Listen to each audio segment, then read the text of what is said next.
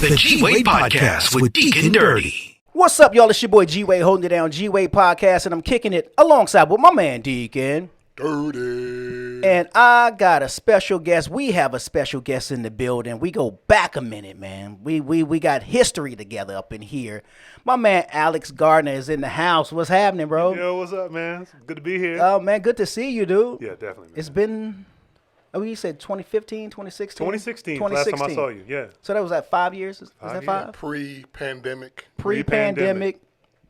Pre a lot of stuff. A lot of stuff. Pre-baby. Pre-baby.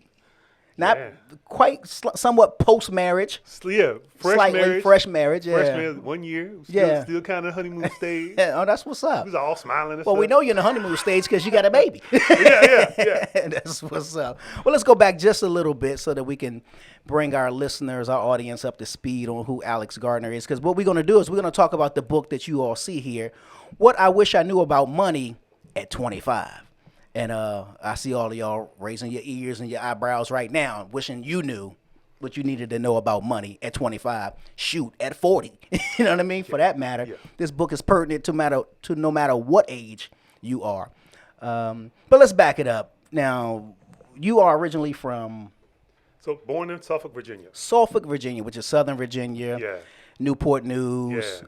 Chesapeake. Yeah, Virginia Beach. All that right there. About 2 hours or 2.5 hours from D.C. Yeah, about 3 hours, yeah. About 3 hours, Yeah. okay, yeah. Now, I didn't do Virginia Beach that much. I wasn't a big Virginia Beach person for some reason. I'm from D.C., so I wasn't far. Okay, yeah. But for some reason, it wasn't my thing. Yeah, it seemed like either you go that direction or you just go north. So Ocean City? Yeah. Which I didn't do that either. I guess maybe because I'm not a beach guy, Okay. beach water guy. Yeah. I didn't really hit the beach that heavy. Well, yeah, my uncle always take us over there to go. We went crabbing. Really? So we'd actually go fishing for crab, and it was cool. Now, I'm telling y'all, I've never gone crabbing, and I've only done it once in my life. In fact, I'd like to do it again. I thought that was the greatest experience. It's cool because I would have never, because he uses chicken. Like, Okay. He would actually cut up the chicken. I'm like, you throwing chicken in the water? They like chicken. Next thing you know, you pull up the About cage. 17, like, yeah. Boom, they're like on that chicken. I'm like, that's worse than us. And crabs like chicken, too. They love that stuff. The yard burner. That's why we like crab legs. Yeah. That explains it. Tastes like chicken. Circle of life. That is too funny. Yeah, man. So, what year? You grew up there. What year? What was this? What era was this? I was only there. So I was born there, stayed there for a year, and then immediately went down to Chattanooga, Tennessee. Really? Yeah. So my dad. So I didn't know all of this about you. Yeah. Okay. It's crazy, right? So Yeah. My dad got a job at TVA, which is based. They had a big plant in Chattanooga. Okay. So, but Virginia was always home. Gotcha. And he was always on the road. So come summertime, we'd always go back to Virginia to hang out at grandma's house. And it'd be all the cousins crammed up in the house. Like 4 or 5 people sleeping on the same bed. Right. Head toe. Exactly. Someone end up on the floor. Yeah, man. man. Still sleep. He still pee in the bed. You got to go over there. Exactly. You in the corner. Right. So, yeah. So I still call it home because I was up there between like May and August every year. The summer months. And my mom was a teacher. So whenever she wasn't teaching, boom. That's we're where you at had grandma's it. house. Gotcha. So, yeah. So I kind of grew up in both places. School year, Chattanooga. Summertime and Christmas holidays, Virginia. Now, that has become somewhat your spot, Deke, Chattanooga. Yeah, it's a cool spot, man. It's well, for me, it's low key. It's very accessible, like an hour and a half away from here. Yeah. Now I can only imagine what it was like growing up there. Because now it still seems a little, Watch your back. I know. Right. No, I'm just saying, if you black, watch your back. Oh yeah. Right? No, it wasn't. What? Well, Racist as far as like Just tell the truth. Just say it.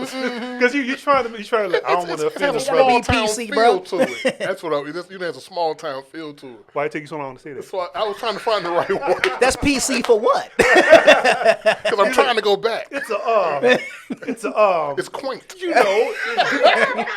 Quaint. No, it is. Now, what was it like back then? Like That's what I'm saying, yeah. Nah, I mean, it's interesting because it's like, truthfully, to me, like back in the day, it was like Columbus, Georgia is today. You know what I'm saying? Kind of like it had the restaurants that you don't see no more. Gotcha. You know, it's like, oh, they still got it this here. They still got it that here. Yeah, it was kind of yeah. like that back in the day. It was just kind of like this hidden gem that was still kind of like slightly behind the times. Gotcha. Yeah. Yeah. And it's still kind of like that, but it's like there's sections of it that are like. It's kind of why I like it. Though. Okay, gotcha. It's like it's like you like hop in a time machine. It is like it's like a time machine. So it used to be where the whole Chattanooga area was like a time machine. But then like downtown Chattanooga became like progressive and ultra like whatever. So all the industry and like the white collar jobs went there. Right. So so in that pocket, like if you're on the river and you live in a condo, it's almost as expensive as living in Atlanta. Wow. But once you leave, it's like it used to be. Yeah, They gotcha. still got it, whatever. They still got a Piggly Wiggly. That kind of thing. You're like, oh wow. I guess I was thinking, in terms of how was it racially? Racially, like I said, it's kind of like here in Atlanta. Like if you drive 20 miles in any direction, you're going. Depending, we're gonna smack dab. You're gonna smack dab right. Right. So basically, imagine this little. So Atlanta has a big Democratic core in the middle, in the metro area, and then as soon as you get out, more red. Right. Chattanooga is mostly red and like a blue little dot. Little dot. So you go out 10 miles in either direction, it's red country. Gotcha. So so growing up, there was definitely a lot of that. So I grew up in Hickson, which is like a suburb of Chattanooga. Okay. So if people from Chattanooga don't really say, they don't. One time I went there and said, "Oh, I'm from Chattanooga," and I told them where I went to school. They're like, "Oh no, you from Hickson?" Oh, gotcha. Because Hickson is kind of like the red, So see, but for me, it's all good. I don't care. Yeah. Because I knew a lot of people. I was always downtown for like basketball and whatever. Right. But no, it's the racial stuff in the suburbs. Still bad. Yeah. Sheesh. No hostility. It's just that general, like. But you knew it. You felt it. You feel it. You drive up in there and be like, okay, ain't no black people. Who cooking? Yeah. I mean, they exist. They're dotted here and there. Yeah. But for the most part, I mean, they're there. There's no real. Ain't nothing crazy happening, but you feel it. And the further you go out, you start seeing the flags and stuff. So. See? I thought I smelled a hint of racism. Yeah. Right. What's that? There it is. I knew it was there the whole time. Right. So, at what point? Well, when did you leave Chattanooga?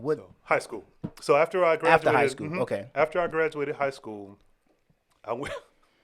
It's funny. I went to Sewanee, which is at the top of Mount Eagle. So if you're going, so we're still in Tennessee. Still in Tennessee. Okay, gotcha. So if you're trying to go to Nashville, you have to go over this huge mountain. Right. Mount Eagle is at the top of that mountain before you start going down these crazy curves. Which is crazy. Yeah. Don't do it at night, man. Bruh, yeah. Raining. Man. Because it's okay. So it's so high up, you're always in the cloud. So it's always foggy, but no, you're in the cloud. Right. So, there's a small little campus. It's a Presbyterian school. Okay. And it's called University of the South, or Sewanee. University of the South, right? South, okay. Yeah. So, again, I went from bad to worse. But the thing was, it's like that college was like, yo, we need black people. Yeah. So they started working with the Chattanooga area high schools. Okay. To do the summer program to be like, hey, why don't you guys? They were scouting. Come on up and just, I don't know, right? And then we all went up there. It'd be like you and four white dudes. Like, no, you. The other guy's like, not us. Yeah. They went to the inner city, they went to the suburbs, and they got they're like a 90. So they had to increase their diversity program and. Yeah. So we were part of that initiative. So they got bussed in pretty much. And when we were on site on campus, it's like everybody's like, "What's going on?" I didn't get the email. Get the memo. We were just like wilding, man, crazy, doing water wars and just that's funny. Destroying property, man. It was fun though, but the whole point was when we graduated high school, they were like, "Yo, if you want to come in, you're in." Wow. And so my mom was like, well, how much it going to cost? I'm like, it's a free ride. It's my academic plus. Yeah. Got in, got a full ride. That's what's up. So mom was like, you going there. And you lived on campus. And I lived on campus. Lived on campus. Yeah, it was tiny school. Yeah. And plus I was familiar with it. I knew a lot of the faculty because of the summer stuff. Gotcha. So it kind of felt like, why not? Yeah. But then I left after 2 years because it was boring. Oh, wow. Because there's nothing to do up there. Okay. There's a Piggly Wiggly up there too. Okay. and a Fred's. Yeah. Those are the two attractions: Piggly Wiggly and Fred's. That's funny. And so I moved down here to University of Georgia, and that's why I'm in this area. Gotcha. Yeah. Okay. And you majored in what? Landscape architecture. Oh wow. What does that mean for us who don't know? Technically, it means that if you have if architects do the built structures, landscape architects do all the stuff on the ground. So that means park layout, subdivision layout. Gotcha. It's like a mix of civil engineering and horticulture. Which is so weird. would you be Right? Yeah. Okay, so would you be considered like a surveyor? Kind of. We use that. So, for example, imagine there's an office park going up. And they want it to look nice. Let's say Alpharetta or Atlantic Station or something like that. Yeah. You hire the architects to do all the built drawings for your buildings. Okay. You hire a landscape architect to really put all the stuff on the ground as far as pedestrian movement. Maneuvers, gotcha. Yeah, so it's not just pretty flowers. It's how do cars maneuver throughout. And yeah. Oh, okay. So it's a usability of outdoor space. You know, I remember years ago, my grandmother, R.I.P. Grandma, we were driving. I was taking her somewhere, and she had just said, it was just as out of the blue question that she just asked. I don't think she was asking me. She was just saying it. And she says, you know, I wonder how they came up with the roads, you know, on the streets and that kind of stuff. And I don't know, I want to say instinctively. I just responded. I said, you know, it's probably from the path that the horses made when they were just doing their journeys, whatever it was. So they kind of beat a path. It just that kind of, you know, thought came to mind. And she was like, you might be right. Yeah, you're probably right. So, you know, when you're saying that, how you are guys kind of lay it out. Yeah. What is the thing that you see that, you know, that would say, okay, well, based on what and what, this would be the road to take you here. You know what I mean? Yeah. So could be a good place to put a parkway. Yeah. Parkway. So for example, imagine a better example. So the civil engineer would really kind of look at highways and interstate and local highways. Okay. So let's say I think a good example would be like Zoo Atlanta or something like that, right? And they need someone to understand. Not only they talk to the animal people to figure out, okay, how do you want people to move through this park? Gotcha. Right? So we're more pedestrian traffic, and then we look at how people are coming in off the highway, and we work with the civil engineers to say, all right, if they're coming in here, they're going to get out their car here, and we're going to make it to where they can get access to the animals, their car, food, whatever. Right. So basically, once they hop out the car, that's when we jump in. Oh, so when you okay. Yeah, we do a little bit with the roads when it comes to subdivisions because that's still a pedestrian space. Kids still need the sidewalks. So anytime feet touch the ground, we're involved. Oh, that's interesting, man. Very interesting. What was that draw for you? What made you want to pursue that? I didn't know that was a major. Most people. That's a job. Only 2 schools on the East Coast really offer it. Wow. New York and Georgia. Okay. Right. And so it's a really interesting discipline, right? Because every year I was asking the same questions, like, okay, I thought we did this. We don't do this? No, we do this too. I'm like, wait, what is this? So it's really interesting. What's the best way to explain it? All right, Fred's question again. I want to make sure I answer it. No, you good. Yeah. Yeah. So I mean, but you know, I guess my question was, if I can remember what I said or how I said it, was simply, what do you look at? I mean, like you said, you talk to the civil engineers. Yeah. To say how you get off. Yeah. But then you guys take it from there because obviously the pedestrians, the cars have to land somewhere. Yeah. But I'm sure, is that all done in concert to when the structures are being built? Yes. You're looking at that, you know how they use the tables with the to scale kind of designs. Yeah, and they all even build little models and stuff. Yeah. So which I think are really cool. Yeah, they're really cool. So you have a team of people, and and you ask like how do people know how to use a space? So if it's a blank space that no one's ever used before, right, then they'll just kind of use some other space. Like, okay, like Post Properties is big in Atlanta.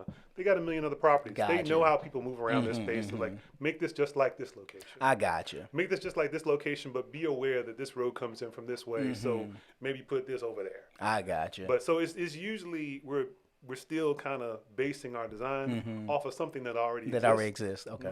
Okay. Yeah. So the biggest example of it is Central Park. Central Park was designed by a landscape architect.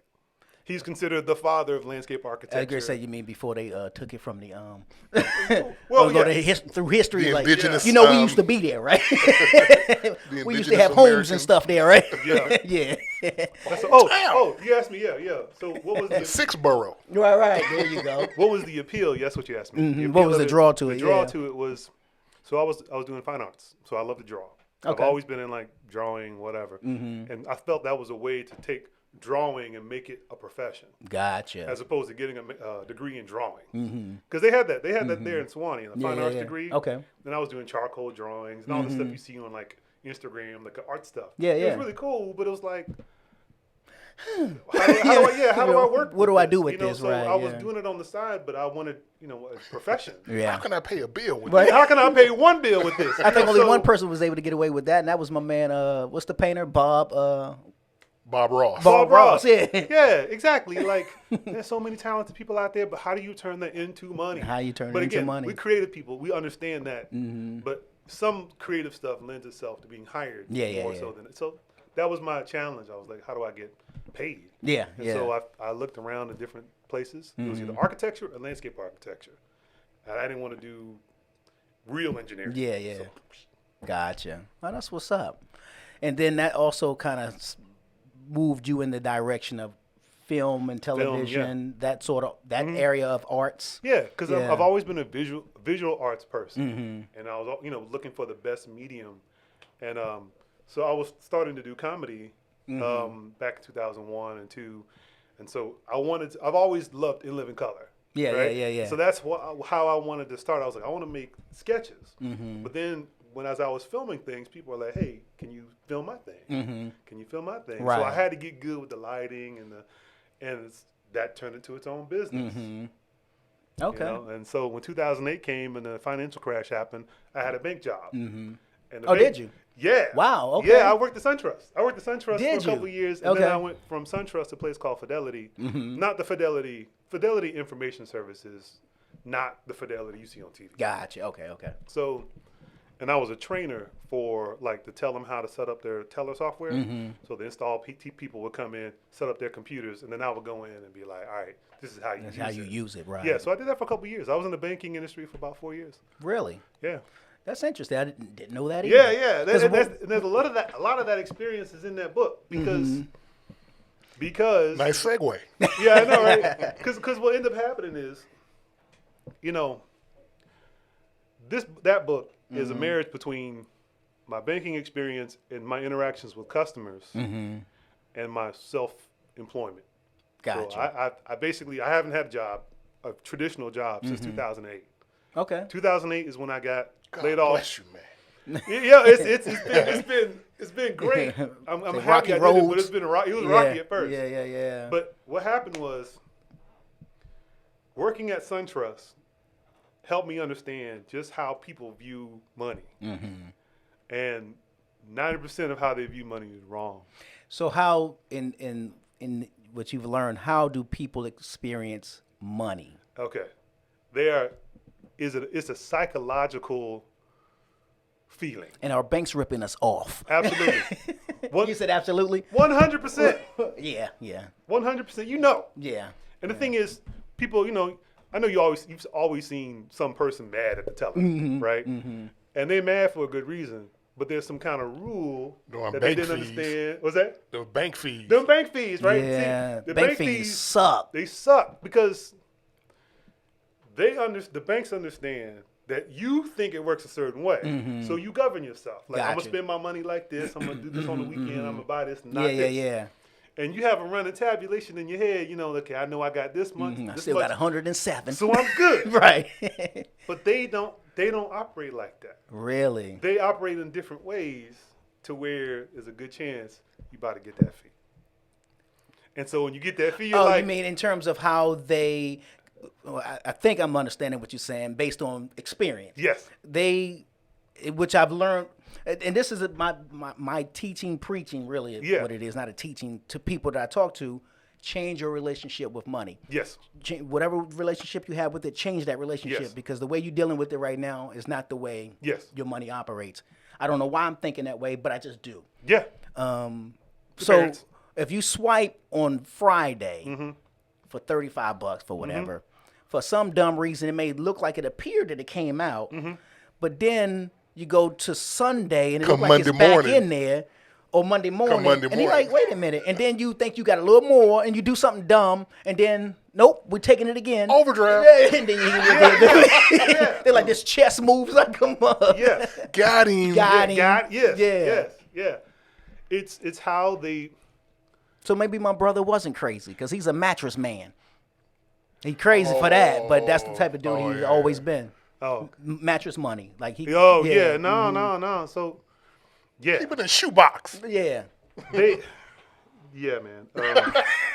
It's crazy because the way you think it works, it don't work that way. Okay. So explain how we think and then the way that it actually works. Okay. Perfect example is payday.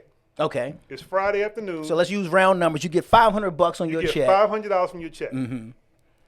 You know you got your rent coming out that night. All right. The bank closed at 7:00 at night. You go to one of them Publix or one of them grocery stores, and so you go to the bank. You go to the window. You say, "All right, cash my check. Give me the cash." They do it. They give you the $500 in cash. You're like, "All right, now put this in my account as cash." Right. Why? Because you know you got a check. You got a bill coming. And I've given you cash. Money. Yeah. You see it, right? Cool. Here you go. I look at my receipt. It says $500 in cash. Right. I feel confident. That $500 is in my account. $500 is there. Yeah. And now my bill is paid for the night. Yes. I go home. I'm cool. I have watched the game. Y'all enjoying yourself. I'm good. Like, I handled that. Right? I'm an adult. You know what I'm saying? I'm an adult. I'm adulting up in here. You log in. Something make you check your account Saturday morning. Yeah. So was that gut. You know what I'm saying? You got two fees for $39 each. Wow. That's a shame. Here's why you got the fees. Y'all listening? Because every bank has a thing called a cutoff time. Okay. Right? It used to be 2:00. Okay. You go into the branch. Right. They have a little sign that says deposits made after this time don't count until tomorrow. Gotcha. Okay. Right? They all have that sign, but it's like tiny. And it's out, you ain't thinking about that. It's the fine print. It's the fine print, and they gave you the little thing when you open the account, but come on. You use cash. Of course. Cash is supposed to be cash right moves now. everything around. Exactly. Yeah. No. So let's say that bank's cutoff was 5:00. You came in at 7. Gotcha. Okay. So technically, as far as you're concerned, you put it in Friday. But as far as the bank is concerned, you put it in the next business day, which is Monday. So that means anything you do from the time you deposited that $500 in cash at 7:00, all night Friday, all day, all night Saturday, all day, all night Sunday. Wow. And technically, all day Monday is all one big day. So from Friday 7 p.m. to Monday whatever time. Monday 5:00. It is one day. It's one day. So the whole time you swipe, Six Flags, grocery store, beer, food. Yeah, of course, yeah. Yeah, little, like Chuck E. Cheese. Yeah. You swiping. Here's the thing too, they won't stop you from swiping your card. No one's gonna deny you. Your account might be negative at this point. It's my money. I want it now. So right, exactly. But you steady swiping, thinking everything's Ain't cool. that because about a blip? You deposited cash. Yeah. And you know you got enough. Yeah, because it's like you're responsible enough, right? But you don't realize. No, you spending Monday's money. You spending money for a day that haven't occurred yet. So wow, you're spending whatever you had minus the $500 in cash. Dang. So if you had $200 in your cash, that means once that mortgage hit, you already negative. You're already in the and everything you do from that point, dude. negative. So you could actually come into the bank Monday morning and have racked up 7 fees. Yeah. $40 a pop. And I've seen it happen. I actually had a lady come in. Somebody coming in crying because there ain't no straight way. up, Yeah. no, I'm serious. I promise you. I'm crying before I get there. This lady came in. She was in tears in the line. She was kind of like looking like this, and we already knew. You're like this. We were like, hey, here she comes. And here she comes. Yeah. And I'm already kind of giving the heads up to my manager. Like, Yeah. Go ahead, get that little side room you see in the little grocery store with the Security. Well, it's either gonna be security or Walter? she's gonna be in there. Look, ma'am, can we talk to you over here? Walter, you Or up? she gonna give us her sob story. Yeah, so, of course. Yeah. So she goes and talks to, and you just see all this. And it makes you feel like you're a bad steward over your money too, bro. It makes you feel incompetent. Yeah. So when people say you should invest, you don't. Because you know we saw what happened. That you sitting there crying at the grocery store in the Publix at the SunTrust next to the bread, right? So it makes you feel like I can't do this. So I need to have someone else do it for me because I'm incompetent. So again, like I seen someone come in with that lady had like $600 in fees because she did that same exact thing. Go for it. Letting it slide. Bro, every Monday we'd have at least out of, let's say, the 50 people that came, like at least 5 to 9 would come in because that's horrible. They miscalculated. You know what? Chris Rock said in one of his old stand-up specials that there should be a guy that pops up on the screen at the ATM. This is, come on now, man. Yeah. Right. See, but you bring up a really good point. If you went to the ATM at 8 o'clock, let's say you had your receipt for $500. You're like, $500 cash. I'm good. You know what? Let me just check. You go on your phone, go to the ATM, and you'll see available balance has your $500 in it. Available. I'm good. Your available ain't got nothing to do with nothing. Really? Yeah. It's like available. ... Kinda. Yeah. Bro. This is disgusting, bro. It is, but people don't know. And it's like a shell game or something like that. It is like a shell game. Yeah, bro. So it's like, first of all, never trust your available balance. Ever, never. Because what I did counts, that one time, and that's all it took. What counts is your current balance. Yeah. That's what's on the books. That's all that business day stuff we're talking about. Because a lot of times, see what you don't realize, that receipt, it said $500 cash, but it has Monday's date on it. That you don't even look at. You didn't look at it. You're right about that. I never pay attention to the date. It has Monday's date on it. And then when you come back, it'd be like, look, here's my receipt. They're like, see that Monday's date right here? And you like, well, that's a bull. You know, right. Exactly. Right? Well, F it then. Yeah, exactly. Highway robbery. Exactly. So that's it's sad, bro. Again, it's like one of them things. It's like when you sign up for a new account online or something, and be like, "Do you accept these terms and conditions?" Like, of course, because you're just trying to get through it. Look, it's like 5 screens. I'm not reading it. Yeah. Okay, I'm just trying to do Dropbox. All right, I'm done. Too much literature. Too much stuff. But they know that. Yeah, of course. Yeah. They know that. So they had all the terms in all those words. Now, when I was a teenager and I started, doing banking. Yeah. Get your little summer job and stuff. Think you're doing something. Yeah. After the first few checks, I was like, it's almost like we're paying the bank to keep our money for us. Yes, you are. Like they're babysitting. Like I hold it for you for a fee. For a fee. Yeah. Yeah. That's exactly what it is. That's sad, bro. That's exactly what it is. See, here's something else, and I write about this in the book too. Y'all know about fractional reserve.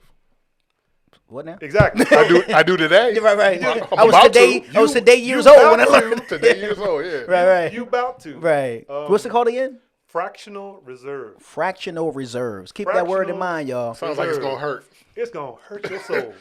It's gonna hurt your soul. I write about this in the book. Okay. Here's how it really works. So you said it seems like you're paying the bank to babysit your money. Yeah. The thing is, you don't even realize how right you are.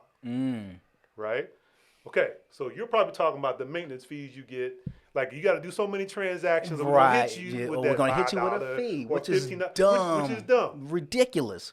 But what you don't know is that the money, the cash in their vaults is not equal to the cash that they can lend out. Okay. So For example, so back in the 20s when they had the crash or whatever, right? And the stocks was falling, and everybody, ran jumping out of windows. Jumping out of windows, and they were trying to get the cash out the banks, but the banks didn't have it, and they had to shut down, right? So everybody had their money deposited in the bank. They were all trying to get it out at one time. Yeah. It crashed the system, right? Because they had their money out loaning to people. Yeah. Right? Of course. So they don't have the cash. They loaned it out to other people. And It's almost Ponzi scheme. Kind of. Okay. But it's worse than that. Dang. So Legalized it's legal. too. So, all right, Shell game, Ponzi, everything. So how about this? Why are you smiling, man? Like he's on to something. It's in the book. Yo. So check this out. You have $100. Let's say $1,000. No, let's say $100. You have $100 you want to put, and you give it to me, and I'm the bank. I'm good for a G. Okay, you good for a G. Hypothetically. You put it in the bank. Okay, you put it in. you good for a G. Put it in the Bank of Alex. Bank of Alex. Uh-huh. I'm gonna hold your money for you. And you come and say, I want a $1,000 loan. I'd be like, bet. I got $1,000. You gave it to me. I'm gonna give it to you. Right? I'm gonna charge you, 5% interest. Yeah. Right? How much money do I have? I have no cash. I gave it to you. Right. Right? This is what fractional reserve is. Right? You give me that same $1,000. I got it now. You come in for a $10,000 loan. How much can I give you? Only 1,000. Wrong. I can give you $10,000. Oh wow. You know why? Because I only have to keep a dime out of every dollar I loan out. That's the fractional reserve. Gotcha. I only have to have a reserve, a fraction on reserve. So for every dollar I give out, I only have to have 10 cents in a vault somewhere. So basically, I just invented $9,000 to give to you. Right, yeah. You got to pay interest, and I'm charging you a maintenance fee. So, and you charging me interest on money you really never had. I never had it. I still don't got it. Yeah. Because I gave you 10,000. Yeah. Right. Well, yeah. technically, I can give you 9. Yeah. Because you got it. 1,000. Yeah. Right. So I can technically give you 9. But I'm not paying you anything. In fact, you paying me to hold your $1,000 because you dropped below your balance. So I gotta hit you with the fee. $15. So think about it. $15 on $1,000 is what? Was that what? I can't do the math. Whatever. Take my shoes off. You're asking too much now. Too much. But it's free money to the bank. Yeah. And then you paying me, let's say I charge you 10%. Because it's like, let's say it was for like a used car or something. 10%. Even if your credit's good, 10% is pretty decent for a used car.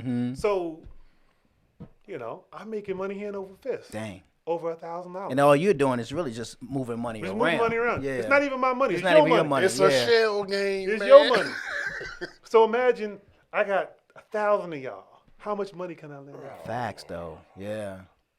Millions. And we are just walking there smiling. Here, take my money. Take my money. No, please. Please. Is this account free? It sure is. It sure is. Unless you do this. Right. Right? But for me, So I'm always in the money. Now, there's a third part to it, too. Go ahead. So is free checking really free? No. You paying for it. You paying for it. You paying for it. There's a part in my book that actually breaks down, like, how they can turn your $1,000 into, like, $21,000. Because think about it. You buy a car for $9,000. 10% interest. You got to sign on them documents. It'll be like, here's your finance rate, and this is how much you're going to pay after all your payments. And it'll be like, yo, it says $15,000. You're like, no, it's cool. It's just, For over a time. $9,000 car. Yeah. It's just over time. It's a 6-year loan or whatever. So yeah, that's just the interest. Just go ahead and sign. Yeah. Just go ahead and sign. Right. So now, it's $15,000. I made $6,000 off of you. I make money every time you mess up. I don't have to pay you nothing. Be late with a payment, I'm getting charged. And because the government, the Federal Reserve, Which is not a federal. it's not federal, right. Yeah? So they're like, hey, banks, we want to reward you for keeping cash on hand. So I make money. I get interest on your $1,000 because I'm keeping it at my bank. I don't give you nothing, right? Because if you try to get interest right now, it might be like savings account interest is like 0.1, 0.2. Nothing. I'm getting like 3 from the government. But I'm not paying you nothing. Because the agreement is if I give you a free checking account, you don't earn no interest. You get nothing. You get nothing. Forever. Yeah. And I get the whole, The I reserve, get to play with your money. I get 3% and I get 10%, so I'm making money off of you, money off the government, $6,000 off of him over the life of his loan. Is it ever my money?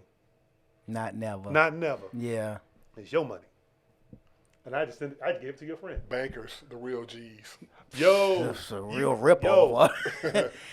Like how as a working there and you learning this. Yeah. Like how is something like, and you seeing these people come in with this real hardship stories. How like it's one of those things that how do you sleep at night? I feel dirty, man.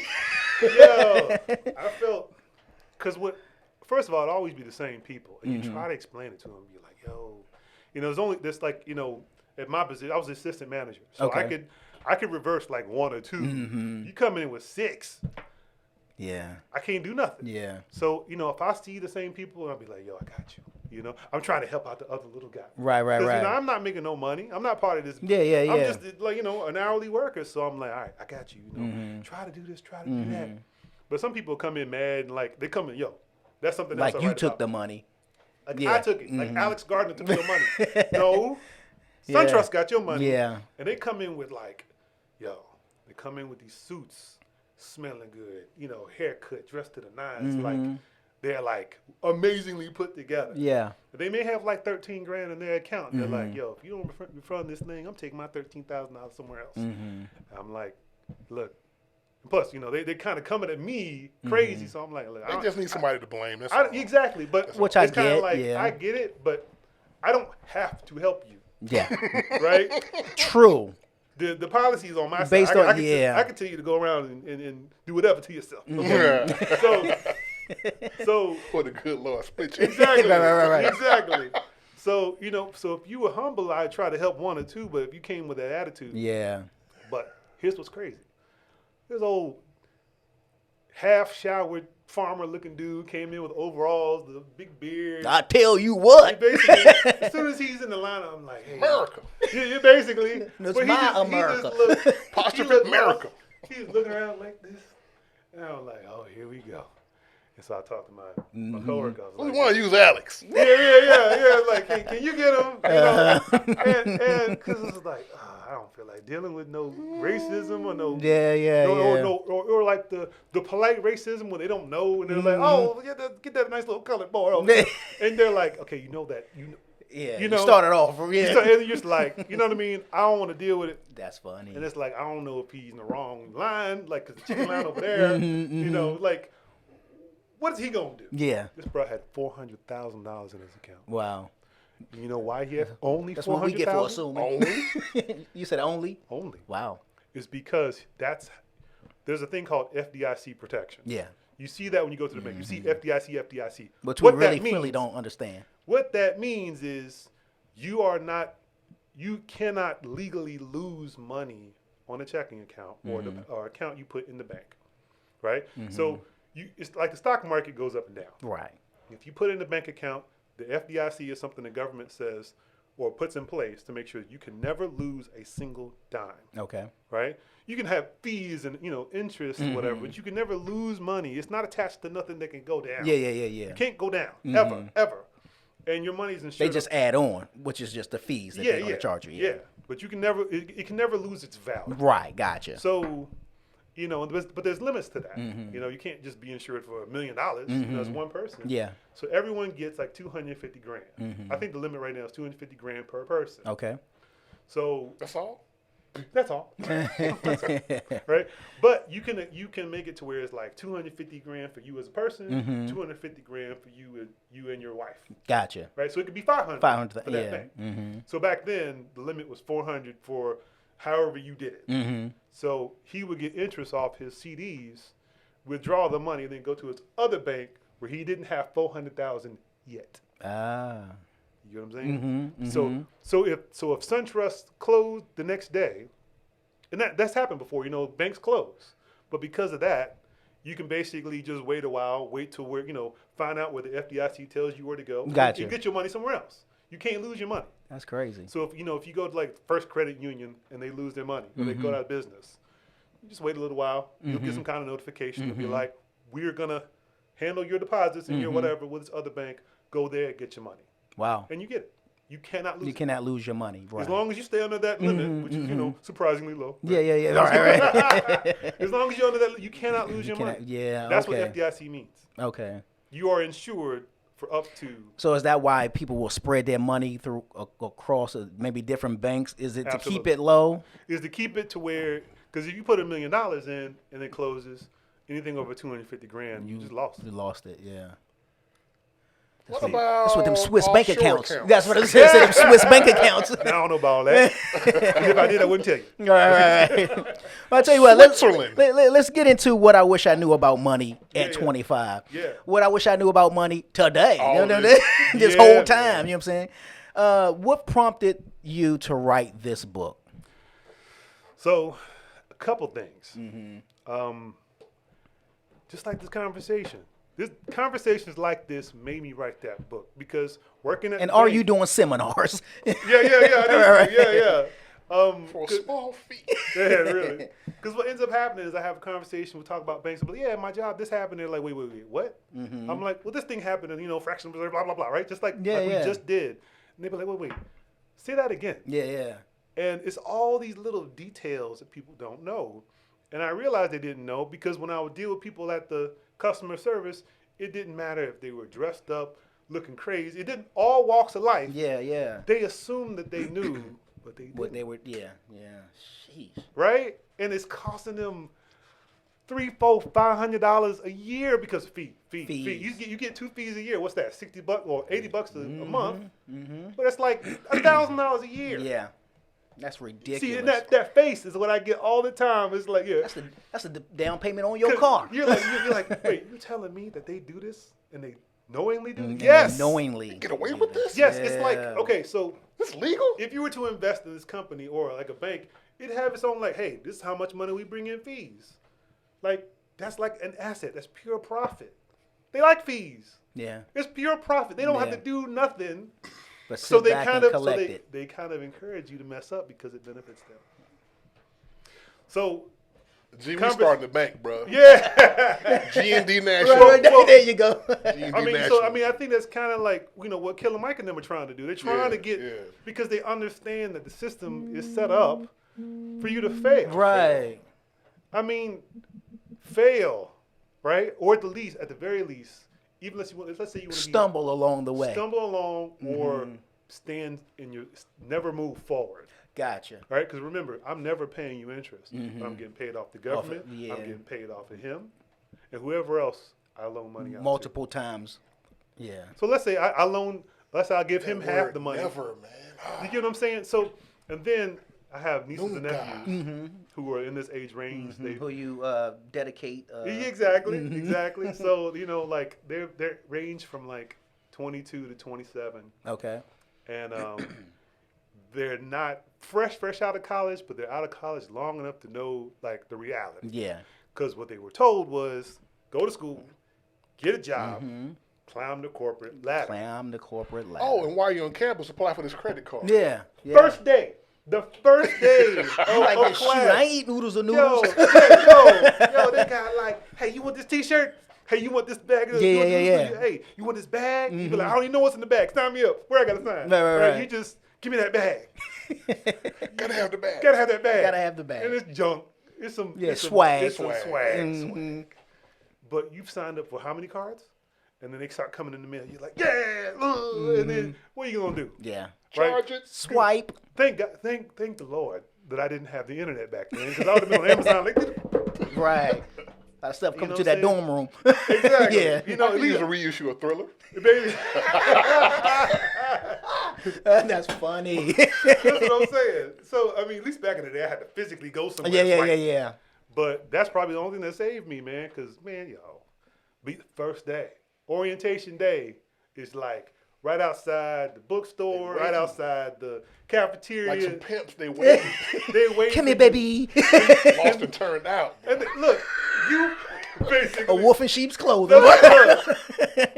They know you don't know nothing about no credit. They know you don't have no established credit. So You could be today years old and don't know. That's what I'm saying. Forget 18. That's I'm talking what about saying. 40. That's what I'm saying. Yeah.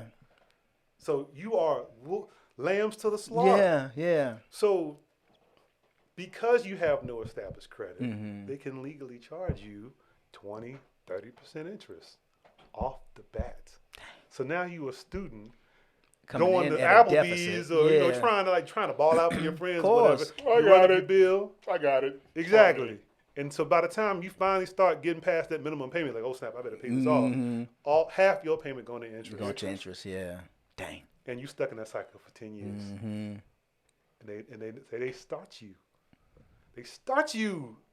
It's like you're gonna run a race. Like, hold on a second, let me chop off that foot. Boom, and then now run. Yeah, right. Yeah, and that's what everyone does for them first 10 years after they get out of college. They hobbling because it's like, man, he said hobbling. They're hobbling, hobbling. You know, and the thing You're is, enjoying this a little too much. I'm having a good time. Well, I think because the more you know, the more you can speak on it, and especially when you fully understand it. You know what I mean? And like you're saying, there's a lot of us who just don't understand how this thing works. I didn't know. Well, let me ask you a personal question. Yeah, man. Pull your mic in just a little bit more. Right there? Yeah, there. Thank you. Let me ask you a personal question. Yeah. Where do you, well, not where, but like where do Where you keep your money? Yeah. What's in your wallet? Right, that's funny. No. That is a very good question. So this is what I do. So because I had the old hookup account at SunTrust, because I was like, hey, coworker, go ahead and set it up like this. Call me Steve Gardner. Right. Set it up like this. Right. So my account's been grandfathered in, so I ain't changed it in a minute. But then I went and got 2 new accounts at Chase. Okay. And the reason I did that is because they're really good with the phones and the apps and stuff like Gotcha. that. And the mobile payments. So this is what I do. This is actually exactly what I say in the book. Each account has a job, right? You know, you don't have someone at McDonald's working the fries and the mop. Right? You have 2 different jobs. It's like on a set, a film set. Yeah. Because if you have people doing multiple jobs, they're gonna mess up. Gonna mess up. Yeah. Right? But more than likely, we use our accounts like we see our parents use their account. That explains it. And we don't even think about it. Yeah. Or we think, we listen to some podcast or something, you be like, oh, that's a good idea. And we change a little bit, but we still don't really get the real full benefit. Yeah. Right? So, checking account pays your bills. The end. You don't put savings in your checking account. Right. You don't try to get it up to a certain amount and be like, okay, cool, I got $5,000 in my checking account. It don't need to be there because it's not getting you no money. It's not serving you. It's not serving you. Yeah. Your money needs to serve you, right? We always say this, but I want to dig a little deeper on that, right? It's not just about I need to make money when I make money in my sleep. Like that's cool. But no, your money has a function, has a job. You know, checking accounts have a job. Your money has a job. Money's job is to make more money. Right. It can be slow, but it needs to be. It needs to be active, right? So having $5,000 in your checking account this makes you feel good. It makes you feel good, but it doesn't do nothing. Gotcha. So I basically have a month's worth of expenses in my checking account. What I'm going to spend each month. So that includes your rent or mortgage, your car note, insurance. Yes. ... I keep that amount. That's it. In the checking. So if it's $2,000, I put $2,000 in my checking account. If it goes over that, now I put the overage in my savings account. Okay. All right. I keep 2 savings accounts. Gotcha. Okay. One is for my emergencies. Okay. I lose my job. It's a pandemic. My car gets messed up. It's coming out of that. We're calling that the rainy day. Rainy day, right? Transmission go out. Transmission, Bruh. yo. You hit me. You just cut me deep there, right? Timing belt go out. Bruh. Yo, no tread on the tires. You know? Okay, yeah, been there. Yeah, so you're I say at least 3 months. You hear this a lot. Yeah. 3 months, but at most. And I know that's hard for a lot of people. It's hard, but I can tell you how to do it.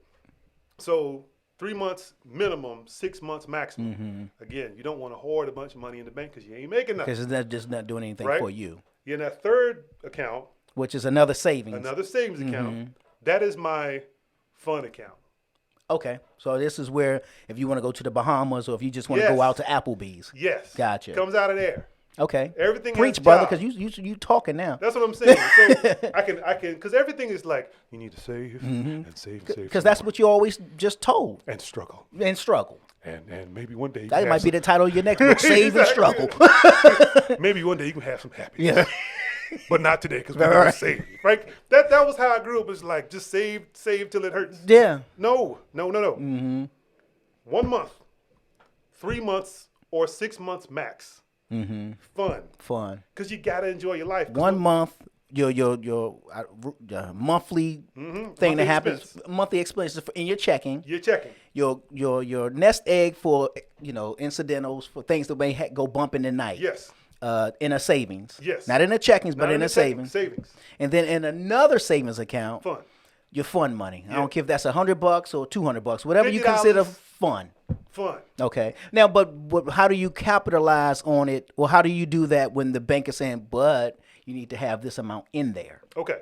So a lot of times you'll have. And I don't want to cut you off from your. No. Okay. Go ahead, man. Because a lot of times what they'll do is like, if you have a checking account, we'll give you a savings account.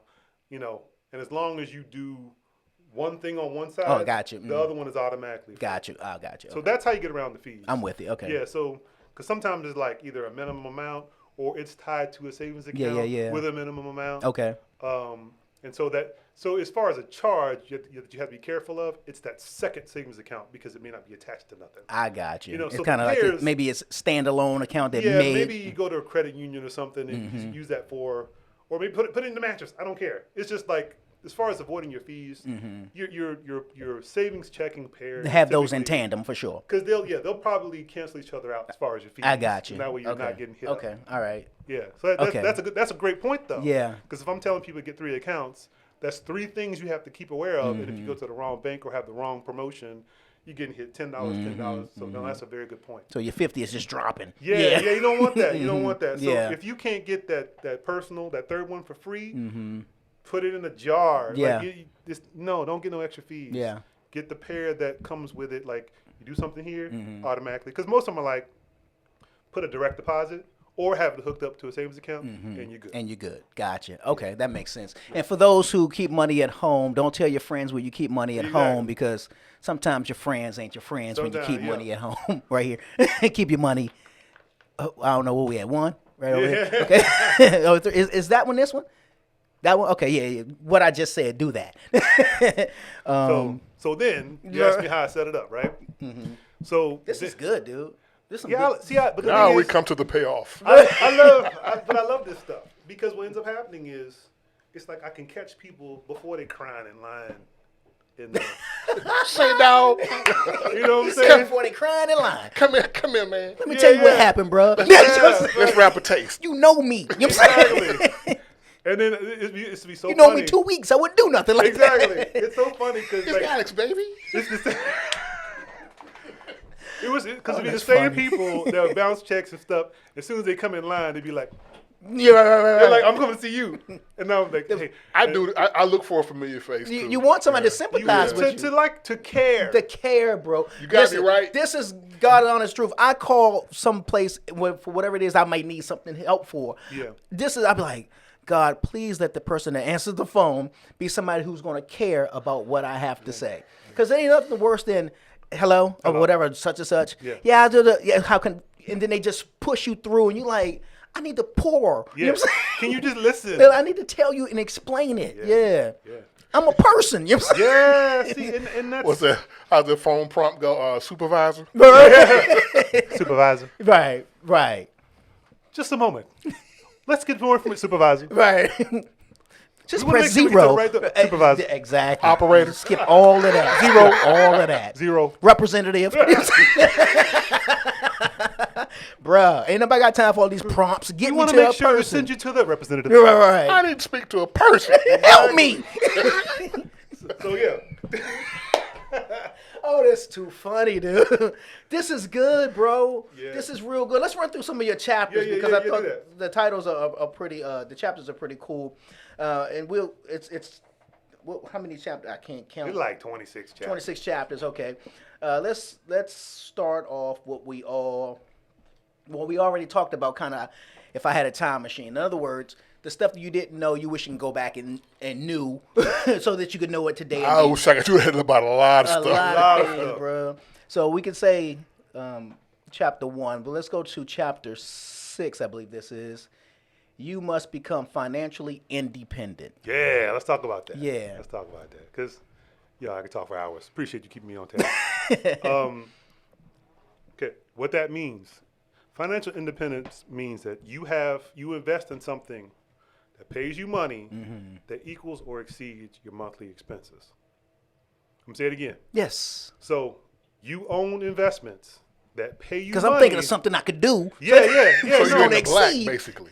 So You're in the black? You're going to, yes. Okay, yeah, all right. it's going to be black That's then if good. you exceeding. Yes. If you exceeding, you're in the black. You want to wash or you want to be in the black. Yeah. So Right? break even is what you mean. You want to break even. So you invest in something that pays you money so that you break even or exceed your monthly expenses. Right? So how legal is marijuana right now? but the trick is you can't physically work for it. Right. Thank you. You can't physically This is work something for that your money gets up and go to work for. It's like an investment, basically. It's an investment. Yeah, But stock. Or stock. Yeah. It could be a lot of things. But I think what's important to understand is it's not complicated and it's not hard. Okay. So, for example, because I want to get that too. But, for example, if you've ever had a roommate, that is passive income. Facts. See, that was simple, right? You just said something that was very simple that a lot of people don't even think about. You think about it in a sense, but you don't call it passive. You don't call it passive. You call it, I need help with the rent. I need help with rent. Yeah. But yeah. did you work for it? Yeah. Yeah, no, you didn't. It's money you get. You don't have to do nothing for. Yes. Working for it would be a conflict of interest, or why can't you do Well, okay, working for it is because that's a really good question. When you work for your money, you're trading your time for your money. So you go for your job. 8 hours. Clock in. Yeah. 8 hours. You get paid per hour. You get paid yeah. a yearly salary. You leave. Right? That's your active. So it's a fair exchange, no robbery type of thing. Yes. Yeah. Yeah. So it's like your active income. You're actively working. Yeah. You're trading your time and your skills for money. Yeah. That's cool. Everybody should have that. I'm not saying that's not bad. Yeah, job. of course. Yeah, you yeah, need yeah, a job. yeah. But you also need this other thing working along the job. So yes, so go ahead and work. Go ahead and work wherever job it could be a daycare, janitor. It doesn't matter what type of job you have. Yeah. If you can get a promotion, you can get hired. If you can go to college, blah blah blah. That's cool. Yeah. But that's not important. That's not what this book is about. Okay. This book is about doing that thing on the side that's happening while you're working and doing your life. Right? My side hustle. Yeah, kind of. So it kind of like kinda, so, okay. so imagine so when people say a side hustle, they typically mean like Uber or Lyft. Yeah. You know, that's still over here. That's still that active. You're trading your time. Still straight trading time. Right? Yeah. But again, the thing about the roommate, it doesn't matter how many hours you put in at Lyft. It doesn't matter how many hours you put in at the Amazon. You are guaranteed $300 a month, Yeah. regardless. Yeah. You wake up on the first and someone says, huh. Right? That's passive. That's passive. Right? I like Again, I you don't like think passive. about it like no. that. And when people say passive income, they immediately start thinking about these multi-million-dollar or multi-thousand-dollar things. Like, oh, I gotta get an investment. I gotta buy this property. Yeah. No. You could, but you don't have to automatically jump to something that costs $100,000. Right. No. We're talking about rent. Yeah. We're talking about the roommates, basic necessity. basic Yeah. stuff, right? We're talking about like a CD, right? The CDs don't pay a lot right now, but you could any money you get, like for example, you might get promotions in the mail. Like if you open an account with us, we'll give you $200. Right. Did you work for that? No. Passive income. Now, is that a good thing? I'll be opening bank accounts all over the city. Well, Another 500. Okay. It's a good thing if you have enough cash to make sure you're not dipping below the minimum balance. Gotcha. Because we get into that fee thing again. And So remaining why are they active offering in you each. money to open an account? Why is that? So think about it. Because like you're dangling a carrot in front of me, and I'm Think like, about it. Like we talked about, it's so That's cool. what you kind of spoke about. Yeah, at the think beginning. about it. So yeah, it's so cool you asked that question because it's full circle. I take your cash and I loan it to him. I can. What you give me your little 500? How much can I give him? 5,000. Yeah. So yeah, I want your little $500. Give me a black community. Give me all your little $500, and I'm gonna give him 5,000 Yeah. a loan, and I pay you no interest, and you pay me. And I'm going to give you pay me- interest. Yeah. Did I spend any Wow. money? That's why I want your cash because your little. So giving up to $200 is Yo, nothing. I'm gonna make $6,000 off Yeah. of him. Your $200, that's cool. Yeah. I'm gonna make 6,000. Times 100,000 people. That's why they want. Yeah. That's why they UP. want. So anytime you start seeing them promotions, it's because it's like, yo, we need to make some more money off these people. We need to Time to ante up. loan. We need to loan more money, Yeah. and we need to because there's a cap. Once they've exceeded 10%, they can't loan out no more money. Gotcha. So I need to be like, hey, y'all give me some more cash, so I can maybe get more money. That's why. Dang. Isn't that crazy? It's funny. Your own question comes back. Boom. You know what I'm saying? But that's why That's a vicious cycle. That's for why real. they solicit you. Yeah. Help us out. Basically, And help us make a little more don't loans. you get charged for going to an actual teller? You can. Don't you get hit fee? So I think some banks. I do think these they some do. fees. So Yeah. Bank of America at one point did have Bank of America. Listen, can I say suck? Yeah, but that's what they do. The bigger, more corporate ones will charge you for them little, like dumb fees. Right. Like they at one point they had the teller transaction fee, where if you were to go in and speak to a Speak to a teller person. more than like 3 times a month, they hit you with a fee. Wow. I don't know if they do that anymore, but they actually might still have it. But it's a teller. It's an inside transaction. It's stupid. Yeah. You can't talk to a person. The thing that the institution that you used to can go in for free, you must Charge. now pay to go in. We'll there. give you 3 times. It's an admission fee. Yeah. Yeah. But if you exceed your talking time, $10. $10. Yeah. Yeah. Yeah. Pictures of my grandbaby. So Yeah. in other words, $10. It's gonna cost you. You sure you won't do that, Miss Johnson? they don't even give out toasters no more. Remember they used to- Man. So becoming financially independent, what you said, getting that passive income, and passive meaning money that you don't get up and go to work for. Absolutely. Because I think you're right. We do call a side job passive income. Yeah. But we are trading time You're still trading your time. for that. And Yeah. you're basically, and this is what I didn't know growing up, and even well into my 30s. Okay, this ain't something like, oh, I'm enlightened now. I was broke 10 years ago, right? The idea is when we want more money, the first thing we think of is, how do I get more hours? Yeah. More hours. Okay, from this time to this time, I'm gonna do this. From this time to this time, I'm gonna do this. Right. I'm gonna sleep for 2 hours. I'm gonna wake up and do hours. Yeah. But It's what like I'm a form of was it indentured servitude? Basically. You kind of share Basically. cropping pretty much. well, because if that's all you know, Yeah. if, Facts. if you feel like so if Trading time. if for I'm money. talking to you and you're like, yo, I made $500 off a Lyft on Friday on the weekend, Yeah. I'd be like, how I sign up for Lyft? I've just signed up for more hours. Yeah. So what I'm saying is, or OT on your regular or job. OT, OT on like your how do regular I job. get that time? Yeah. They So- want you to work OT too. Like Yeah. Right. Yeah. So what you do is there's rent. And again, I wanted to throw that immediately so that you understand Something you could easily relate easy to. relate to, and you've probably already done, right? But there's also things like dividends from stocks, Gotcha. right? That means you get a share of stock, like say Exxon, some big old company, at Microsoft, but not the tech ones, but like the old like oil, Yeah. Charmin, you know what I Right. mean? Like, Toilet paper ain't going nowhere. Kimberly Clark, they make all Oh, the yeah, toilet paper Kimberly stuff, Clark, right? yeah. Basically, like, hey, look, we're not Tesla. We ain't gonna grow no 5,000%. Okay, we old and we make toilet paper. Okay, And so we're a mainstay. so we're not exciting. So, but we still want you to invest with us. So instead of getting some crazy growth and your stock doubling, we're gonna keep the stock in this range between $30 and $50. Yeah. But we will pay you $2 and change for every share of stock you own. Yeah. So if you own 10 shares, you get $20. $20, right? Yeah. So it's like, that don't seem like a lot of money. But what happens if you have 100 shares? Yeah. 1,000 shares. Right? And if you're just buying them slowly over time until you retire, you have 10,000 shares potentially, Right. like, between a whole bunch of different companies, right? And they all pay $2 each. Yeah. So now you got 10,000 times 2. Right. $20,000 you didn't have to work for. Yeah. Okay. Right? So you don't have to build the Coliseum in a day.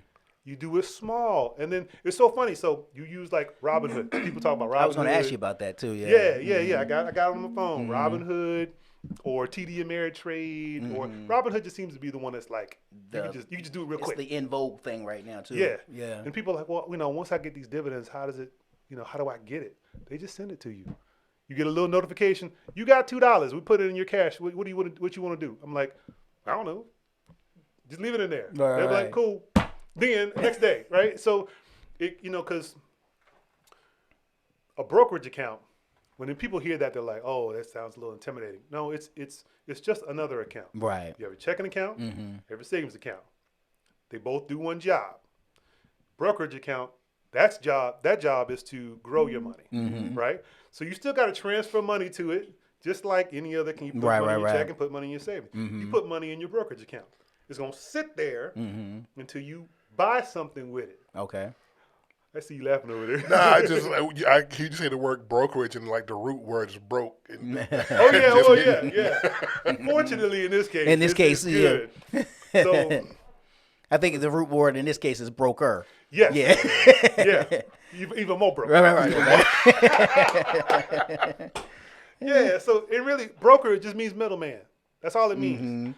It just a broker connects a buyer and a seller. So a brokerage account means that I want to buy some stocks, and there's somewhere that's selling some stocks, and that service connects to this. Right. That's it. Gotcha. So, but again, like what I'm trying to do is demystify and uncomplicate a lot of stuff with investing because it seems really hard, but it's not. It's actually really easy. Break it down, GED. Yeah, it's just so all you got to do. It's just like when you open a checking account.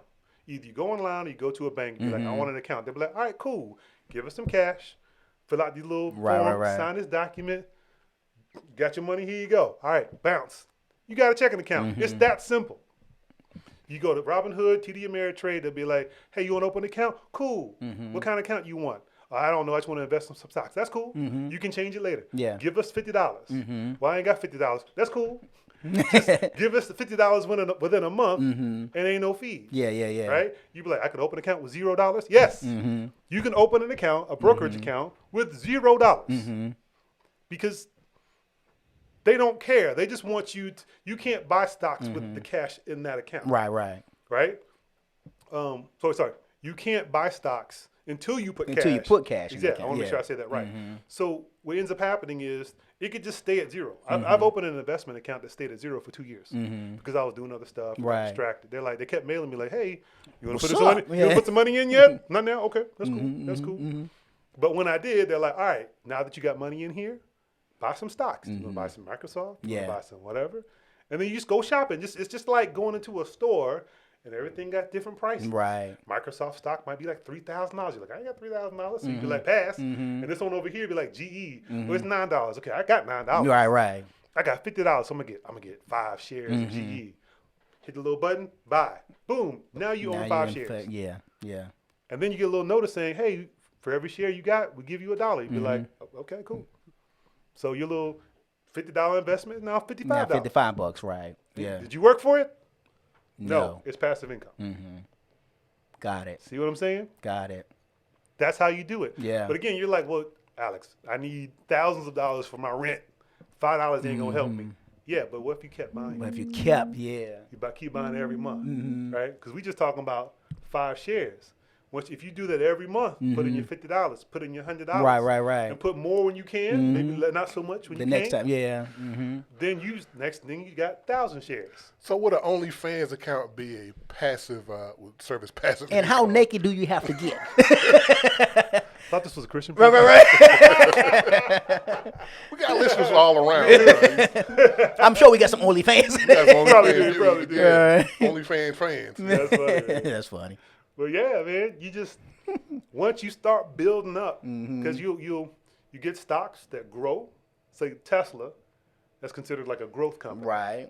And then you got like Exxon's considered a value company, and I talk about that. In there, right? Value companies tend to give you free money. They give you them dividends because they're not exciting. Right. And you're not gonna be doubling your value. Tesla and some of these like electronic car makers, And it's stuff, glamorous when you say Tesla. It has this allure to it. Exactly. See, but they ain't giving no dividends. Right. Because all the dividend is profit. So big companies, Walmart they can't grow any bigger. So they take their profit, they give it back. That's the dividend. But Tesla still trying to take over China and whatever. So they need their profit to buy more stuff and make more factories. So they're like, we're not going to give you no dividend, but we're going to use it to be more productive. But when our ship comes in. Yeah, so that our stock price goes higher. So when I buy one share, and I think a share right now is like $600, share could potentially double. Right. So you buy the growth companies so that your money grows fast. Right. And you buy the value companies so you get the dividend. Right? So if we're talking strictly passive income, you're looking at dividends. But that doesn't mean you should ignore the growth. The growth, right. Right? Because again, your brokerage account's job is to grow you money. Right? So, and if you're not 65 or not retiring at age, you're not so concerned about passive income right now. Right? You want to reach financial independence when you want to. It might be, some people might be 55, some people might be 65, some people might be 45. When you want that to happen, that's when you switch over to them dividend stocks, because you need that monthly or that quarterly or yearly payout. The payout, right. But if you're young, go invest in the growth companies or have a good mix. Yeah. Because you want your $500 to double, not just pay you $5. Right, gotcha. So have a mix, yeah. Okay. Let's go with, this is something people will relate to. How to get the best terms on your car loan. Oh, yeah, man. This is actually pretty simple. Don't go to the dealership first.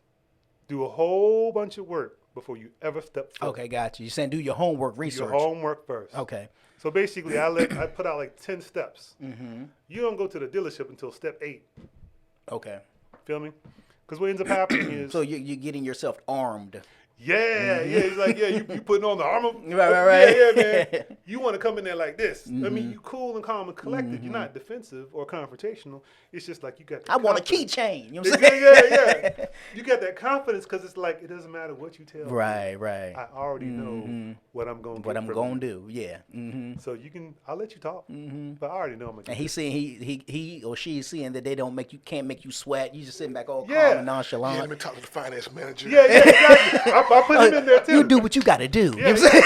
he's like, that's cool. You got some water? Right. Yeah, I like Perrier. You know what I'm saying? Well, they got this thing now. They'll take your keys so they can like inspect your car. No, you trying to hold me. You trying to keep me here. That's what I'm saying. So the worst thing you can do is say, you know what? I want to buy a car. And just show up. Man, you are like, yo.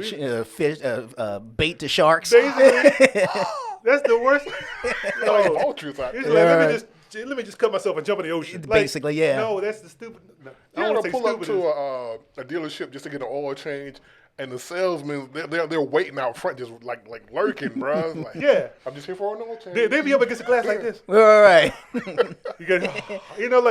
They're crazy. Like I went to, it wasn't even an oil change. I dropped off my wife to look at her car. Her car was being worked on, and I just drove up in that little service lane. Yeah. And the guy's like, "Hey, so you here for work on your car?" Like, no, I'm just dropping her off. That's a nice looking car, man. How many miles you got? Not. Bye. Go somewhere. Like, Like, I smell a sales pitch. again, I could have been like an Uber driver. Right. He's trying to sell me on the- Trying to hustle me right now. Yeah. So again, step 8 is when you go into you the start making dealership. the moves. So first, you need to know what your credit. Yeah, score girl, say what are the steps? You need to know what your credit score is, right? Because your credit score dictates their loans, right? The finance rate on your loan. So Okay. So find out what your credit score is, right? Okay. Then go to you can go to like a bankrate.com or some of these financial websites. Put in your credit score, and it'll tell you how much your payment is going to be based on the value of the car. Gotcha. So let's say I know I want a Kia Sorento, right? Or Mercedes, whatever, right? You know, because it usually start high and be like, I can't afford that. So you bring it down. So I take the basically, you know what I'm saying? You put in exactly. You put in what you want, and let's say it's like $20,000 car. You put in $20,000. You put in your credit score, and they'll be like, all right, with this price and this credit score, you're looking at this monthly payment. Right. And you're like, it's a little too high. And so you play with that. And you're like, okay, I know I can afford about a $15,000 car at my credit score, which will be, let's say, 5% interest. Okay. I know I can afford that. So right off the bat, I know looking at a $20,000 car is wasting my time unless I'm trying to pay more than that, and I ain't trying to. They're trying to, right. So basically, I know what my credit score is. I know what my interest rate probably going to be, and I know what my monthly payment's going to be. You're driving Uber to pay off the very car you're doing Uber. That's what I'm saying. Yeah, man. So it's like you arm yourself so that you don't go to a dealership and be like, hey, I want this $20,000 car. Well, I can get you low payments. Well, the easiest way for them to get you low payments is just to extend the life of your loan. And now you got a 10-year car loan. Yeah, exactly. No. Which is giving them more payments. Exactly. No, you don't want low payments. You want low interest and a shorter time frame. Right. Don't let them fool you into saying, here's this low payment, because that's a trap. That 2010 Lexus. That's what I'm saying. Your car ain't no good after the first year. That's what I'm saying. Yeah. You're paying off for 7 years. And, I got that low payment, though. No, you want a low interest, short term. Yeah. 5, 6 years, 4 years, if possible. I remember it used to be 4, then they started extending it yeah, over. Yeah, last time I looked, it was like 7. I'm like, 7-year car loan? Yeah, no, like, those didn't exist when I was working. That's what I'm saying. Yeah, it's crazy. So, do all that, and basically, you know your car, you know your interest rate, you know your credit score, you know what monthly payment you want, and then on top of that, you go online or talk to your bank and get your loan approved in advance. In advance, right. So you walk in armed with, I'm not going above this, bro. So basically, and so just real quick, how that works is you apply for a loan. You know it car's about $15,000. Yeah. You put in your information and be like, all right, you got up to $20,000. You're pre-approved. Do what you want, but you know you can't spend more than $20,000 because you're not approved for any more than that. You take that letter or that email, then you go to the dealership, and then now you got whatever. Yeah, take you to that section. And you don't have to worry about the finance manager trying to get you a loan. And that way, it's on them to beat what you got. There you go. Now, if they beat what you got, then go with them. Yeah. But if they can't beat it, just like, hey, just give me the car. I'm going to have you call the bank, and they'll work it out. They'll get you the money. Away. Yeah. I've already been pre-approved through the Already bank. pre-approved. Yeah. I don't need to talk to your finance manager unless you got something better than this. Just call them. Buy me. I'm walking out. Yeah. I got you. Now here's one that's really big right now. That I've been talking with my cousin about, a couple of friends about. People think they know, seem to know, don't really know, and I still fully don't understand none of it. Okay. Cryptocurrency. Okay. Speculating versus investing. Yeah, I think that's a really important thing. Okay. Where do I begin? I'm gonna try. I want to. Is it real? I'm gonna keep it real, man. No, is it real? Yeah. Yes and no. That's funny. Yes and no, because there's some that are real in the sense that they actually do something and they facilitate something, so they have value. Like Bitcoin, you can technically buy something with Bitcoin. You can move money and transfer money with Bitcoin. It's just not tangible. I mean, you could cash it out. I mean, there's places that accept Bitcoin. Okay. Actually, there's a gas station off of near the airport. They accept Bitcoin. Really? And they have big little Bitcoin ATMs. ATMs, I've seen those. Yeah. So there's a function, so it does have some value. Should it be $60,000? I don't know. Right. But it does have some value. But then there's some other coins that are like a unicorn coin, like they don't exist in real life to begin with. Or even Dogecoin. Dogecoin was started. That's kind of new, right? No, which one is new? Some with is a dog? I thought it was Doge. Yeah. So it's Doge. Yeah, So people say dog coin, Yeah. Dogecoin. It's the one with the dog on it. That coin was invented as a joke. Did you know that? No. It was invented as a joke because there was a meme going around with a Shiba Inu dog, and he'd be like, "You has cheeseburgers," that kind of thing, right? And so it went around, people were laughing about it, but someone decided to make a cryptocurrency out of it, called it Dogecoin, purposely mispronouncing it Doge because it's like, "I has cheeseburgers." Yeah. They made it into a thing, and then it became an investment. Wow. It's literally a joke. Wow. But then it's like, because it started gaining value, people are like, okay, how do we make this a thing now? And so they're trying to reverse, right. to make it do something. They're trying to catch up to the hype now. of it. Yeah. But no, it was a joke. It was literally a joke. That's kind of scary, man. Literally a joke. Now I do believe that we are moving in the direction of no paper, no paper and all that kind of stuff. I get that. So cryptocurrency does seem to like want to fall in line with that. And it's trying to. But I think because we are still so, one, used to what we're used to. Yes. And two, like, that don't make sense to me. Yeah. At all. Yes. You know what I mean? So it although it may have value right now, because I don't understand it has no value. Yes. You know what I mean? So I don't know what to do. Yeah, and I think that's a really good point. You want me to put real money into digital money? You know what I'm saying? So and so here's the thing. I've invested I have cryptocurrency, and I also have stocks. Okay. So I have both. Yeah. The thing about investing, for me, growing up broke, single parent, is that I'm really guarded with my money. This idea of losing money is like pain upon pain. You know what I mean? Right. This idea, like if you ever lost $5, you'd be like, "Well, put that $5." Like you ruined your whole day. Yeah. It's just $5, but psychologically, it's like I've screwed up. I lost $5. I lost $5. It, all kind of good things could be happening to me. I'm like, man, that's $5. You know, I'm just stuck on it. Yeah. That's bad, and I have to get away from that. Gotcha. But the idea of losing vast amounts of money overnight scares the crap out of me, right? But you can do that with crypto. Less likely to do it with stocks. Yeah. So I'm telling people, start with stocks because people understand stocks. The term mining, when you talk about cryptocurrency, what does that mean? It means, you see your computer set up right there? Yeah. Imagine if you had like 3 or 4 more towers all crunching and heating up the room because the fans are blowing because all that computer processing power is being used to make a coin.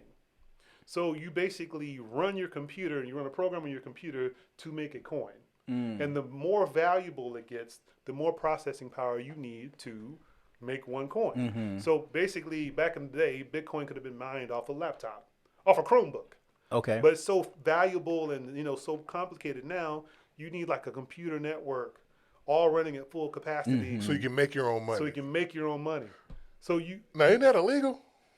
Well, that's got why his own that's money. why the governments are like cracking down. That's why China's cracking down on it. It's like we don't want these random people making money. Just making money, yeah. It's like once the internet, when it finally hit, and I think a lot of people are starting to see this with streaming, as far as, especially like with music artists. Yeah. It's kind of like the Wild Wild West. It's kind of like, Yes. I don't want to say lawless, but there haven't been any rules set in place. And I think, and I didn't know you could. That's what mining meant, that you could make You making money. your own money, and because you try to do that now with some paper money, You go to jail have the feds because it's regulated. Yeah, you go If the to jail. Fed's watching, you know what I'm saying? Yeah, you can't be making no coins, melting no coins. Exactly. No, yeah. So fiat, which is basically government-controlled central currency. The car company, Huh? No, it's Yeah, not. right. But yeah, that's regulated. So that's why governments generally don't like it and have kind of stood in the way because they can't really because they can't control it. There you go. Yeah. So what they're doing, I think what you'll see is they'll buy themselves some time, let people do this, and then come out with their own version. I think a good example would be like Napster and iTunes. Gotcha. You feel me? Yeah. Because it's like Napster, they were like, no, Napster, blah, blah, blah. But yeah. guess what? We have iTunes. Oh, it's so great. It's so new. No, it's Napster. It's just Napster for 99 cents. But they control it. They control it, yeah. Yeah. I get it. But Makes yeah, sense. but long story So short. it's coming, basically. It's coming. So it's like, to me, it reminds They're me like working the on it right .com now. stuff. Like Amazon. Remember Amazon and eBay? When they first came out, it's like a whole bunch of companies. But only like 5 survived. Like Right, Amazon, Amazon. PayPal, eBay. All the rest of them died. Pets.com, Yeah. Webvan, all of them died. I think it'll be something similar where you have the 5 that make it. And then there'll be new ones that are better versions of what's out right now. Right. It's coming. But the idea is when it finally settles down, it won't be this like investment, like I'm trying to get in at $1 so I can make a million. Yeah. It'll have a use. You use this currency when you're doing this bank Doing that thing. type of, You use this currency when you're at this particular store. It'll settle down. Gotcha. So this idea of becoming rich with it, that's what everyone likes, right? There's people who invested in the technology and understand it, and then 99% of the other people want to get rich. And so that's why I said speculating versus investing. Right. Because investing, you can study the underlying assets, and it makes sense. Oil prices going down, oil stocks go down, makes sense. Oil prices go back up. We out of the pandemic. My oil stocks go up, makes sense, right? If it makes sense, then it's like, do that. But you're like, if you're just hoping to get rich on some stuff you don't understand, you might get rich, but you also might lose all your money. You might lose everything, yeah. That's why I call it speculating. It's like being at the dog track. It might work. And so people are like, hey, should I do it? I'm like, you should do it with a certain small percentage of money. So for me personally, I got like 10% of my portfolio in crypto. Okay. Right? And I'll tell you exactly what happened with me. Like, I wasn't familiar with stocks, but I was kind of a tech person. So I actually got into crypto first. Right? Which is completely backwards. I would never suggest doing that because I was on this emotional roller coaster. Waking up at 3 o'clock in the morning, get a little alert. Your stuff is down 50%. I'm like, oh Lord! Right? But stocks don't never do that. Stocks would be like, oh, it's a terrible day. It's the worst day since the Great Depression. It went down 2%. Yeah. And you'd be like, 2%. Snooze, right? And you used to losing 20 and 50. Like 2% is nothing. Yeah. So what ended up happening is, like, I felt more confident. Gotcha. About like, yo, let me put in $500 a month. Let me put in $1,000 right now. Let me buy some stocks, because I know it ain't gonna do like this overnight. Ain't gonna nosedive on you, And I start putting less in the crypto because it's like, yo, I've seen my account. I put that in there. It went to like $8,000 to $24,000 to $1,200. Wow. Right. Wow. Then it went back up to 8, went down to 3. Then it went to 18. You know what I'm saying? I can't plan with that. It's kind of hard to gauge when that's too wide of drops and rises and increases. Yeah. I mean, I'm happy when it goes up. Of course. But can I really say I'm going to retire at 55 with that? I don't know. Yeah. Yeah. So everyone's like, you should have it. Yeah, have a little bit. Yeah. But then use your stocks to plan. To actually plan because it out. Because those things tend to like behave. And they've proven themselves. Over years and decades. Seriously, the simplest thing you could do, and that's another chapter, is get an index fund. Okay, I just saw that somewhere. It's probably the next, it says something like index fund. Index fund. That's over here? Yeah, that's right. Boom, boom, boom, boom, boom. Yep. Oh, there we go. Put your money to work in an index fund. All right. So if you explain an index fund. Yeah. So, because I know when you talk about money, you have a lot of ideas, right? And you don't really know what to do. I'll tell you what to do. If you're listening to the show, get you a brokerage account, and find an index mutual fund or an index ETF. Okay. I'll explain what that is. Okay. If you've ever heard the term finding a needle in a haystack, right? The idea is you're rummaging through this haystack trying to find this thing, and it's not likely that you'll find it. Right. Right? That's what the stock market's like. You can find that Tesla that just shoots up and makes you a ton of money, but there's a lot of losers in there. Yeah. And there's a lot of people who do okay. They're not in the news. Yeah. Right? So an index fund is like, instead of trying to like dig into the haystack to get the needle, you just take the whole haystack and put it in your car. Gotcha. Because the needle's in there. Gotcha.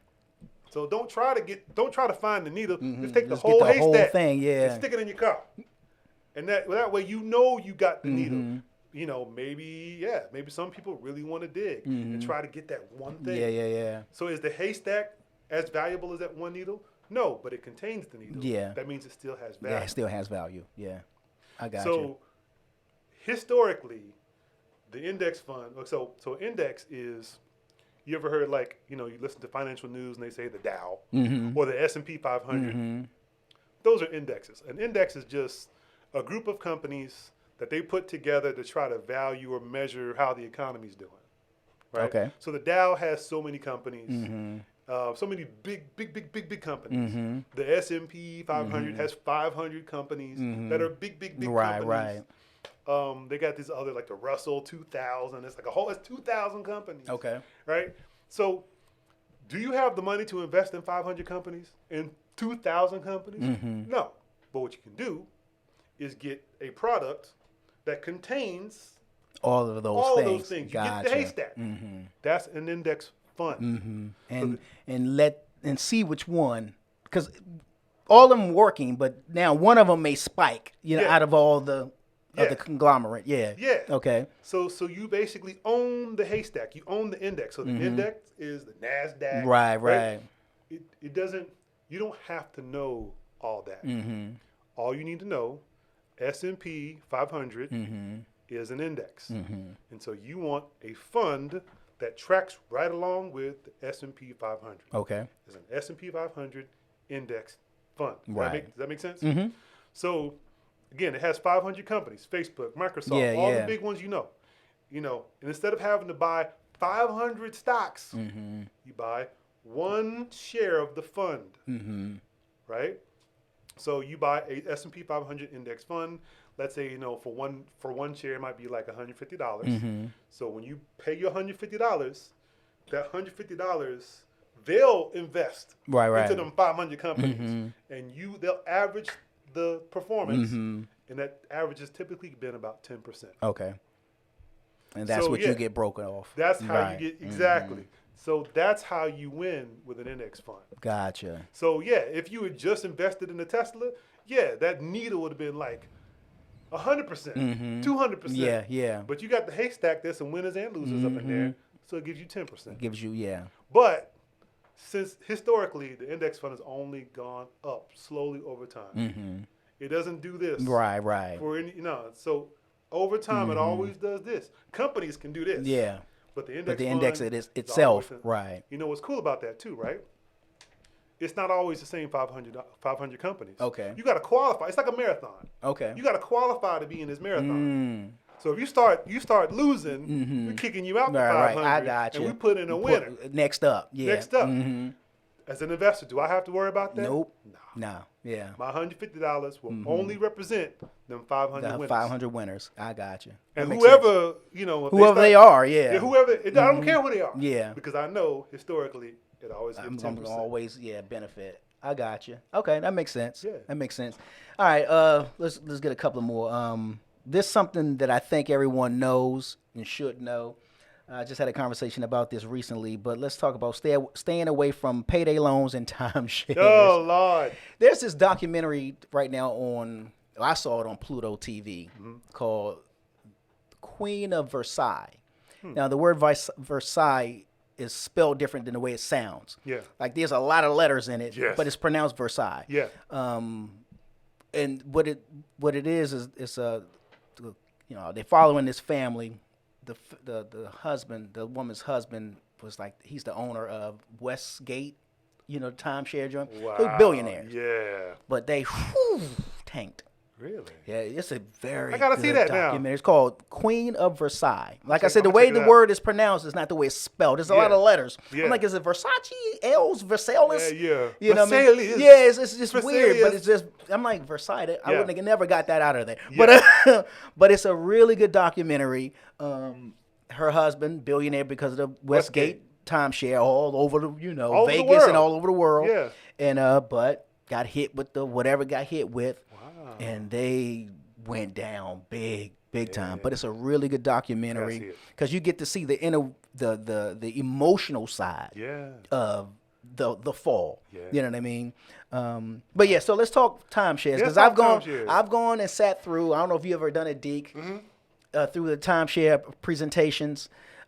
Which is one of the most grueling things that you'll ever have to sit through. Just give me my gift card, If man. you can, Just get my tickets, man. Come on. If you can sit through it, you're gonna win in the end. But it's for a DVD player. That's what I'm saying. That or tickets to Adventure, to what's the Orlando thing? or something. Orlando. Yeah, There you go. yeah. Yeah. And it could be worth it, but it's grueling. They're going to take your whole They day. tell you no pressure. It's only gonna be an hour and a half, but you sit there for 3 hours and you don't even know it. Yeah. You know what I mean? Yeah. Let me talk to my manager. Let's change these numbers. Let's work. Let's talk timeshares and payday loans. Let's talk. Okay. Because I've unfortunately went through the payday loan before, and they will keep you in a vicious cycle. No, exactly. No, and that's the thing. I mean, I'm writing this book saying I messed up, and I don't want you to mess up. I don't want you to. Yeah. I've owned a timeshare before, Mm-hmm. so it's a trap. Okay, Big time. there's like rich people, and there's all of us, Mm-hmm. right? And there's businesses they exist to prey on us, Right. and what happens is like it's crazy interest. It's a horrible product, but it's just legal enough to where they can exist and not be charged. And not be crimes. charged with a crime. So, in other words, for those who may be familiar, not so familiar, a timeshare is no more than a rental car. It's worse than. It's worse, but I'm just saying. But yeah, you're yeah. paying for it for the time that you're using it, however long they're going to charge you forever. Yeah. But everybody gets to drive it. Yeah. Other people get to drive it too. Let's go that step further. So imagine a rental car that you have to get a loan for. Right. And that you pay the maintenance fees for every year. No matter who damages it, I'm still paying. You're still paying for it. It's not your car. Yeah. But you took out a loan to rent the car for a week out the year. Out the year. You can only use this car for a week. And you got a loan for this thing. Yeah. And you're paying for maintenance for everybody. For everybody. Hope she's worth it. So it is the worst investment. The thing is, they always say you got to invest. You can own your vacation. Invest in you. You invest in you. Yeah, see, your family. Yo, that's the thing. That's the reason why I wrote this book. This idea of investing has been thrown around to people who don't understand investing. I didn't understand investing. Yeah. So people say, you should invest in a college degree. You should invest in yourself. You should invest in this car. Are those investments? No. Investments pay you. Yeah. Yeah. Right? Yeah. That's the biggest thing. I like that. Investments pay That's you. Good. That's good. If you pay the investments, it's not an investment. That's not an investment. At best, it's an asset. At worst, it's a liability. Right? So if you pay in a timeshare, how can it be an investment if it never gives you any money? Right. Ever. Never. Yeah. You can't do nothing and turn it into anything to cash. Yeah. Not an investment. Right. So what happens is you have these businesses, payday loans, the blood drives, blood places, the plasma donations. Yeah. They basically say, hey, you ain't got no options here. Here's some money. You ain't going to do no better. Yeah. You know? But we'll help you because Bank of America ain't here. So we're the payday loan. At least we here. We helping you. Who showed up? Who showed up? Yeah. You can't go to the Ford dealership. You're going to do buy here, pay here. But at least we here. But we here for you. Yeah. We here for you. At least we in your community. No, that's why they're in our community. Yeah. Because they can make the most money. Because if they dare try to open something in Alpharetta, they wouldn't even get the permit. Yeah. I don't know. I think, is there one out there now? It might be on the outskirts. I think it might be on the outskirts. But you know what I'm saying? Like this, they don't want those businesses there because they understand that they prey on poor people and they prey on financial ignorance. Right, there you go. Again. And they're hoping that because usually if you're showing up there because you're in financial distress. Hard time, hardship. Or that's all you know. Yeah. If your mama did it, your brother did it, you'll be like, oh, that's the dealership where my brother got his car. Yeah. I'm going to go there. You don't even think about rates and stuff. Yeah. So timeshares, payday loans, all them types of businesses, they target you because they know you're looking for a low payment, right. Not a low interest. Not a low interest, right. They know you're not concerned about APRs and interest rates and credit scores. You just want a car and a low payment. And they basically do right under the level of illegal to charge you 30%, 25%. That's ridiculous. You end up paying twice the amount of your car absolutely than you pay for. Stay away from payday loans, guys, and timeshares. No bueno. No bueno. No bueno. Terrible. Your 5-step financial plan. Yes. So again, I'm really big on giving clear direction. I know we're kind of talking about different things, but in the book, it's like 1, 2, 3, 4, 5. Because there's a lot of books out here like this, right? There's plenty of self-help finance books. The difference with this one is it tells you what to do, right. Step by step. As soon as you close this book, do this, as opposed to, well, here's this concept that I'm introducing to you. Right. And if you want to learn some more, come to my seminar. See, I hate that. So because when I want it now. You know what I'm saying? Yo, I was hungry for this information. I wanted to learn it. I get this book. I read the book, be all excited, encouraged. I can be wealthy. I can be rich. I can be whatever. Right. I'm on my way. Okay, the book's over. What now? Buy my next book. I read all the books. Come to my seminar. Buy this product. Right. Next this thing you know, I these spent things, $500 in books and products, and I don't know nothing. No, yeah. So this 5-step process basically walks you down. It says, do this with your checking account. Do this with your savings account. If you want to have money to put in your personal savings account, this is how you do it. You can do it with your existing budget. Put this money in your checking account. Put this money in your savings account. Put this money in your personal fund account. Okay? Look at your credit cards. Pay them off like this. Right. Then keep one credit card and put all your monthly expenses on that credit card. Okay. Stop using your debit card. Okay. Feel me? So once you have a zero balance on your credit card, you got your 1 month's expense in your checking account. That's his job, right? So now if I take my zero balance credit card with like gas perks or hotel, whatever, and I spend my monthly expenses on the card, when the bill automatically pays, I hook up to my checking account, it automatically comes out of my checking from account. there, yeah. So I don't have to worry about where am I going to get the money to pay for it. That's what the checking account. That's what it's doing its job. It's doing its job. Gotcha. But now I get the benefit of cash back, points, whatever. Yeah. Free stuff. Free stuff. And come Christmas, I just log on my account and be like, all right, get you this, get you this, get you this. I ain't paying no money. Which essentially has become passive income. It could be considered. It could be. It's not even considered. It is. So if I never pay, so if I take that zero balance card, I pay it off every month using the checking account. That's his job. I'm getting points every month. Right. Right. And if I get, $2,000, let's say that's 200 points. Yeah. Let's say 200 points is worth $200 in cash. That's $200 in cash. Yeah. I did not work that for. You didn't work for. Passive income. You got it. That's it. Good. That's exactly it. That came full circle. It just came full circle. That's good. This is some good information, dude. And did not know you knew all this. What's so weird is because like you do comedy and you do entertainment, right? And you vibe on like what you're doing in the industry. But this is the stuff I had to know so that I could financially survive and be a creative professional. Gotcha.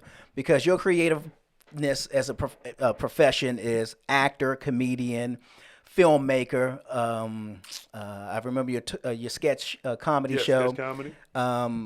And we met because I saw a film that you actually shot. Yeah. And I was like, oh, I don't know who shot this, but I liked the way it looked and all that kind of stuff, and looked you up. Yeah. And then you ended up shooting my film, not my own. Check it out, not my own, themovie.com. Yes. And it was great. Yeah, it was great. It was fun working with you.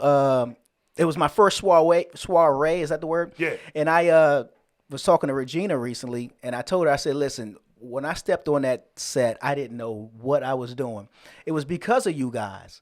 Yeah. Y'all kind of navigated me through because I was kind of like, you know what I'm saying? I want to do this, and I think I know, but I don't know everything that I knew how to say action and cut. You know what I'm saying? You wanted. Right. Basically, it's just like, hey, my generals, this is what I'm trying to do. We got you. Right. And that was fine with me. I loved it. Yeah, it was fun. And so now we got the book, What I Wish I Knew About Money at 25, at 30, at 35, at 40, 45, 30, 35, 47. Yeah. You know what I'm saying? However you don't know, you need to get your hands on this book. What we at, Deke? What camera we on? 2? Right here, 3? All right, What I Wish I Knew About Money at 25 by Alex Gardner. It's a good book. It's tons of information, man. And really just all the stuff you explained, it was really in layman's terms. So it wasn't like it was over my head to where I'm like, Yeah, that's how the book is. Yeah. The book is exactly how I talk. Which is good.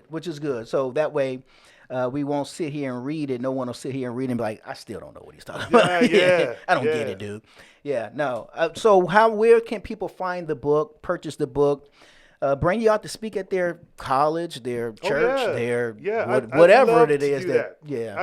And are you holding any seminars once the pandemic fully lets us go? Well, yeah, and that's what I'm looking at now because I've done some Zoom ones. Okay, cool. Actually, I did some Zoom ones before I even wrote the book. Gotcha. Okay. I did the Zooms for those college age. Yeah. So you can actually, I don't know if you can see the camera, or you can pull it up, but it's just go to alexgardner.com. Alex, where we at, D? So myname.com. Alex Gardner. Alex Gardner. Make sure you put the E in there. Gardner. That E right there. AlexGardner.com. And it'll actually show you how to order it. If you want to contact me, has my phone number up there. Get in touch with me. And that's it, man. Okay. Yeah, and again, it doesn't matter how old you are. Like, to me, this is like the talk for money. Yeah. If you don't know, just hand them the book, and that tells them everything they need to know to get started. And if they take this and they want to invest in options and all that crazy stuff, they can do that. But at least they have a foundation. The foundation, right? This is good. This is real good. What does it retail for?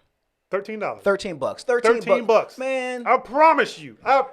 Man. This book will make you got $13 worth of info in this interview. You know what I'm saying? Now imagine what you're going to get from the book. You know what I'm saying? Because that's the thing. I've spent so much money because I didn't know. I'm like, let me go to this seminar to learn wealth seminar. You see them on the radio and stuff. Of course. Like, you go for free, then be like, all right, for $500 you get this one-on-one. Exactly. I've done not that level, but I've spent money. 200 here, 300, actually 600 one time. Wow. To learn how to be wealthy. Yeah. Nah. Yeah. Seminars. That's how. On seminars. The thing is, like, when I learned, I'm like, yo, they ripped me off. Yeah. It's right there. I got. Yeah. But at least I can help somebody out and pay it for it. Gotcha. $13. I paid thousands of dollars for that information between my entrepreneurship, small business, blah blah blah. Right. All the stuff I paid. Trials for. and errors. And again, hindsight 2020. Yeah. That's what this book is. Dope. This is good. Well, man, I appreciate you coming through and dropping this knowledge on us. This is very beneficial, and much needed information on us that I think everyone needs to know. You all go to alexgardner.com to get the book. $13. It will be a huge investment on your future. Step-by-step instructions on how to invest, where to put your money, how to do whatever it is you need to do and to better understand what passive income is, because we think passive is, to some degree, is going to get a part-time job or trading time for money, when your money should put on a suit like you do every day and get to work. You know what I'm saying? So that's what's up. Well, man, I appreciate it once again. Keep us posted on everything that's going on. I want to buy a book from you today. Cool. And all that good stuff. And man, this is good. This is good information. Cool, man. All right. It's your boy G-Wade holding it down, G-Wade Podcast, and I'm kicking it alongside with my man Deacon. Dirty. Y'all know what it is. The G-Wade Podcast. Bringing you the cool interviews, the hot topics, and all that other crap. The G-Wade Podcast with Deacon Dirty.